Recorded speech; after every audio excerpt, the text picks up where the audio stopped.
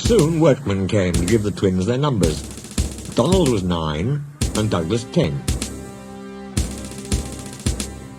When the men went away, they were left alone in the shed. You may have noticed, Dougie, that the young painters forgot something. What did they forget? They painted 4 new numbers on our tenders, but they put none on us. Donald winked broadly at his twin. Do you mean, grinned Douglas, that we can... Just that, chuckled Donald. Would you wished? Here's the inspector. No 9 and 10, smiled the inspector. Here's Duck. He'll show you round before you start work. The twins enjoyed themselves and were soon friends with Duck. They didn't mind what they did. They tackled goods trains and coaches easily. For once the twins had shunted them, trucks knew better than to try any tricks. We like it fine here, said Donald. That's good, smiled Duck. But take my tip. Watch out for Gordon, Henry and James. They're sure to try some nonsense. Give a fash yourself, chuckled Douglas.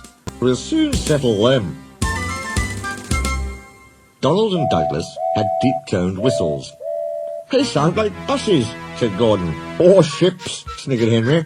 Tugboat Annie, laughed Gordon. Ha, ha, ha. Donald and Douglas cruised quietly up, one on each side. You wouldn't be making fun of us, would you now? Asked Donald.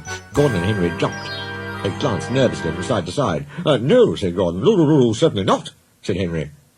That's fine, said Douglas. Now just mind the both of you, and keep it that way. That was the way Gordon and Henry kept it. Every day, punctually at 3:30, Gordon steams in with the express. It is called the Wild Nor'Wester, and is full of people from England, Wales and Scotland. There is also a special coach for passengers travelling to places on Thomas's branch line. Thomas is very proud of his special coach. One afternoon, Douglas helped Duck in the yard, while Donald waited to take a goods train to the other end of the line. As Duck was busy arranging Donald's trucks, Douglas offered to take away Gordon's coaches. Douglas was enjoying himself when an awful thought struck him.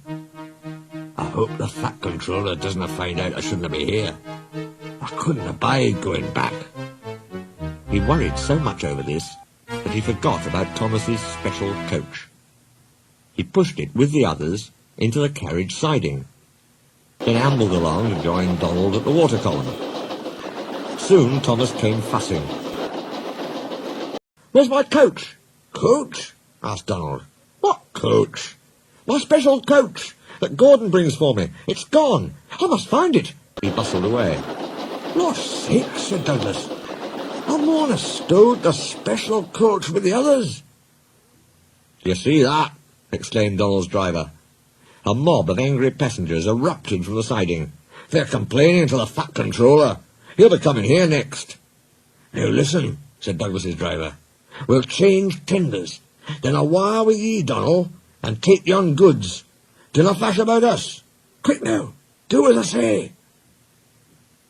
The fat controller and 3 passengers walked towards them. But Donald, with Douglas's tender, number 10, was out and away with the goods before they came near.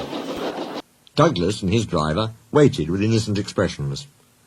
Ah, said the fat controller, number 9. And why have you not taken the goods? My tender is awire, sir.